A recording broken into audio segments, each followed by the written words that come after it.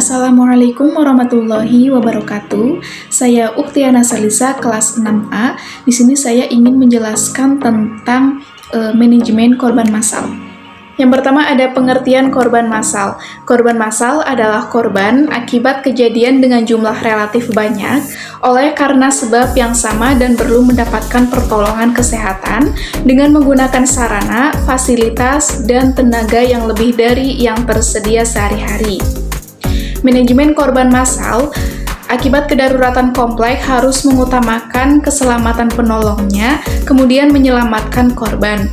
Manajemen korban massal harus dilakukan secepat mungkin untuk menghindari cedera dan kecacatan lebih lanjut. Selanjutnya, sistem penanganan korban massal. Yang pertama ada penata laksanaan korban massal. Penanganan medis untuk korban cedera dalam jumlah besar diperlukan segera setelah terjadinya gempa bumi, kecelakaan transportasi atau industri yang besar, dan bencana lainnya. Kebutuhan terbesar untuk pertolongan pertama dan pelayanan kedaruratan muncul dalam beberapa jam pertama.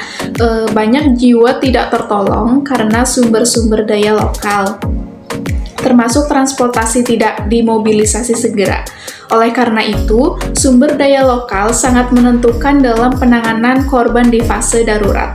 Menurut PAN, American Health Organization 2006, penanganan korban massal dikelompokkan menjadi 3 tahap, yaitu yang pertama ada pelayanan darurat pra-rumah sakit, yang kedua ada penerimaan dan pengobatan di rumah sakit, dan yang ketiga ada redistribusi pasien antar rumah sakit.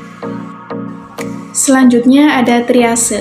Triase digunakan untuk mengidentifikasikan secara cepat korban yang membutuhkan stabilisasi segera atau perawatan di lapangan, dan mengidentifikasi korban yang hanya dapat diselamatkan dengan pembedahan darurat. Life Saving Surgery. Dalam aktivitasnya, digunakan kartu merah, kuning, hijau, dan hitam sebagai kode identifikasi korban. Kartu merah. Merah sebagai penanda korban yang membutuhkan stabilisasi segera dan korban yang mengalami pertama shock oleh berbagai kausa, yang kedua ada gangguan pernafasan, yang ketiga ada trauma kepala dengan pupil anisokor, yang keempat ada pendarahan internal masif. Pemberian perawatan lapangan intensif ditujukan bagi korban yang mempunyai kemungkinan hidup lebih besar, sehingga setelah perawatan di lapangan ini, penderita lebih dapat mentoleransi proses pemindahan ke rumah sakit dan lebih siap untuk menerima perawatan yang lebih invasif. Yang kedua ada kartu kuning. Sebagai penanda korban yang memerlukan pengawasan ketat, tetapi perawatan dapat ditunda sementara, termasuk dalam kategori sebagai berikut. Yang pertama, korban dengan risiko shock atau korban dengan gangguan jantung, trauma abdomen. Yang kedua ada fraktur multiple, yang ketiga ada luka bakar luas, keempat ada gangguan kesadaran atau trauma kepala, yang kelima ada korban dengan status yang tidak jelas. Semua korban dalam kategori ini harus diberikan infus, pengawasan ketat terhadap kemungkinan timbulnya komplikasi, dan diberikan perawatan sesegera mungkin. Selanjutnya ada warna hijau. Warna hijau sebagai penanda kelompok korban yang tidak memerlukan pengobatan atau pemberian pengobatan dapat ditunda. Mencakup korban yang mengalami, yang pertama ada fraktur minor, yang kedua ada luka minor atau luka bakar minor, yang ketiga korban dalam kategori ini. Setelah pembalutan luka dan atau pemasangan bidai dapat dipindahkan pada akhir operasi lapangan. Selanjutnya ada korban dengan prognosis infus. Jika masih hidup pada akhir operasi lapangan, juga akan dipindahkan ke fasilitas kesehatan. Yang terakhir ada warna hitam. Warna hitam sebagai penanda korban yang telah meninggal dunia.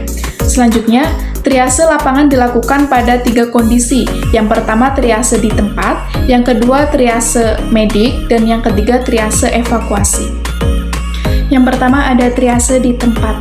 Triase di tempat dilakukan di tempat korban ditemukan atau pada tempat penampungan yang dilakukan oleh tim pertolongan pertama atau tenaga medis gawat darurat.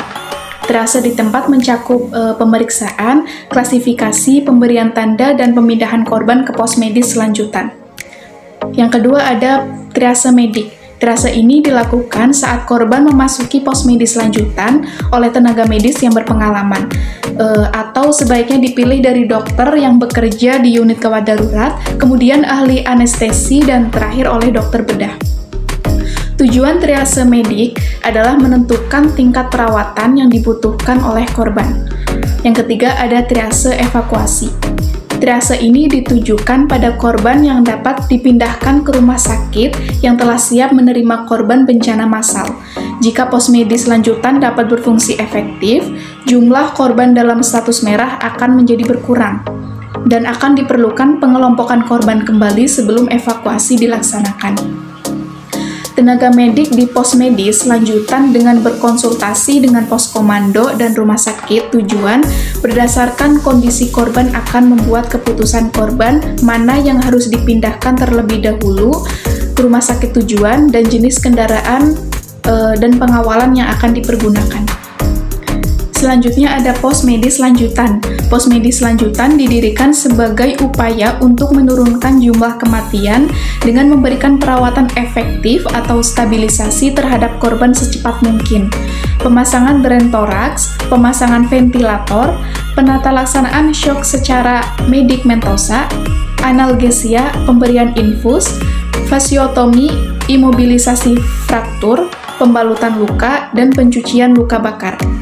Lokasi pendirian pos medis lanjutan sebaiknya cukup dekat untuk ditempuh dengan perjalanan kaki dari lokasi bencana 50-100 meter, dan daerah tersebut harus yang pertama termasuk daerah yang aman, yang kedua memiliki akses langsung ke jalan raya tempat, yang ketiga evakuasi dilakukan, yang keempat berada di dekat dengan pos komando, yang kelima berada dalam jangkauan komunikasi radio.